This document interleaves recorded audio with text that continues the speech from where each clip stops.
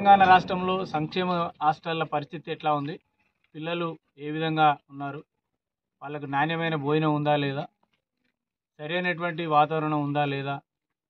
మరి సీజన్ మారింది, రోగాలు విపరీతంగా వస్తున్నాయి, ఫుడ్లో నాణ్యత లేదు, దానివల్ల ప్రమాదాలు జరుగుతున్నాయి, ఆత్మహత్య చేసుకుంటారు, చనిపోతారు.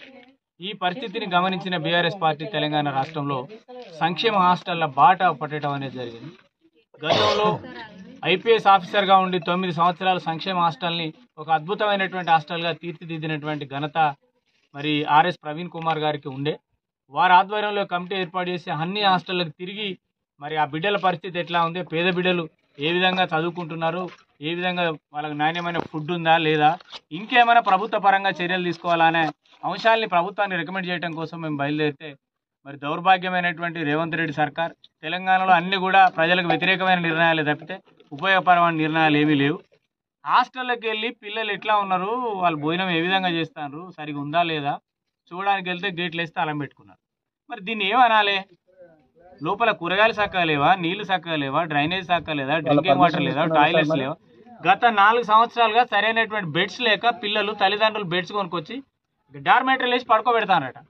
ఎవరికి తెలవాలి? మరి ఎవరు చూడాలి? పోనీ నీ స్కూల్కి ఏమైనా అడ్వైజర్ బోర్డు కమిటీ ఉందా, స్కూల్ మేనేజ్మెంట్ కమిటీ ఉందా, స్కూల్ ఎడ్యుకేషన్ కమిటీ ఉందా? ఎవరు చూడాలి ఇవన్నీ? దాదాపు 1200 మంది ఉన్నారు హాస్టల్లో.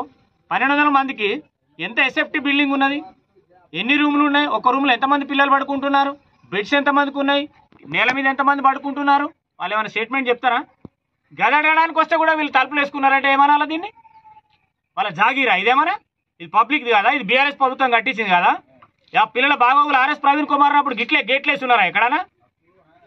మా బిడ్డలు ఎట్లున్నా చూద్దామని పేద పిల్లలు మేము మాదిగా, మాలా, లంబాడి, ఎరకల, సింధు, డక్కల పిల్లలు, బీసీ పిల్లలు, ముదిరాజు, చాకలి, కుమ్మరి, కమ్మరి పిల్లలు ఎట్లున్నా చూడడానికి వస్తే గేట్లు వేసుకుంటే ఏందన్నట్టు? దౌర్భాగ్యం అంట రేవంత్ రెడ్డి.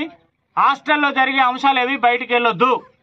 ప్రజలు పిల్లలు చచ్చినా మంచిదే, కలుషితమైన తిండి పెట్టినా మంచిదే, వాళ్ళు ఆత్మహత్య చేసుకున్నా మంచిదే, కానీ మా హాస్టల్లో మాత్రం ఏం జరుగుతుందో మీకు చెప్పాం అనే దౌర్భాగ్యంగా ఉన్నది. దీన్ని తీవ్రంగా ఖండిస్తున్నాం. ఇది తెలంగాణలో ఉన్న విద్యార్థి సంఘాలు, తెలంగాణలో ఉన్న మానవ హక్కుల సంఘాలు, తెలంగాణలో ఉన్న జర్నలిస్ట్ సంఘాలు కూడా ఈ వాస్తవాన్ని పరిశీలన చేయాలి. మంచిగా జరిగిన వాటి మంచిగా జరిగినాయి అని చెప్తాం, అన్యాయం జరిగితే అన్యాయం జరిగిందని చెప్తాం, మార్పు చేసుకోవాల్సిన అవసరం ఏముందంటే మార్పు చేసుకుందామని చెప్తాం. అంతేకాని గేట్లు వేసుకొని తాళం వేసుకొని ఉంటే ఏం చెప్తాను సమాజానికి? మా హాస్టల్లోకి రావద్దు, మా పోరగాళ్ళు నేల మీద పండుకున్నా ఒకటే, వాళ్ళు ఆత్మహత్య చేసుకున్నా ఒకటే, బిల్డింగ్ల మీదకి పడ్డా ఒకటే, వాళ్ళకి తిండి లేకున్నా ఒకటే, వాళ్ళు పెట్టిన తిండి నాణ్యమైన లేకుండా కడుపు నొప్పి వచ్చి హాస్టల్ పడి మొన్న ఒక అమ్మాయి చనిపోయింది 15 రోజులు హాస్పిటల్ ఉండి అంటే ఏం చెప్తారు?